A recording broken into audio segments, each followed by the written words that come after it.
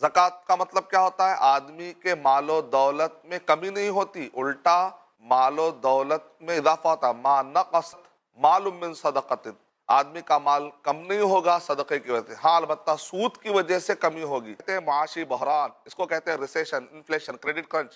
पूरी दुनिया के अंदर माशी बहरान का एक सैलाब आया। 2008, 2009, 2010, आज 2015, अभी तक भी उसके झटके में उसके जा रहे हैं। 2008 में आप देखिए कि वजह क्या थी, तो 5 थ्योरीज बताए जाते हैं, लेकिन सबसे ज्यादा स्ट्रॉन्ग थ्योरी ये है सूद की वजह से। Bubbling of money, virtual money का कॉन्सेप्ट बढ़ गया, कमोडिटी में वर्चुअल मनी का कॉन्सेप्ट बढ़ गया, लेकिन सबसे ज्यादा खतरनाक वजह सूद की वजह से। तो अगर आप गौर करके देखेंगे उस वक्त पर सूद की वजह से दुनिया में माशी बहरान कैसे आता है, क्योंकि सूद की वजह से imbalance economic system, accumulation of money, यानी कि गरीब गरीब होता चला था, अमीर अमीर होता चला था। बियॉन्ड डिपेंडेंसी कल्चर में जेम्स रॉबर्टसन ने कहा पेज नंबर 114 पर कि सूद की वजह से अमीर अमीर होता चला था, गरीब गरीब होता चला था। Imbalance economic, accumulation of money, माल सिर्फ समेट के एक जगह पर चला जाता है और बाकी की जगहों से कम हो जाता है।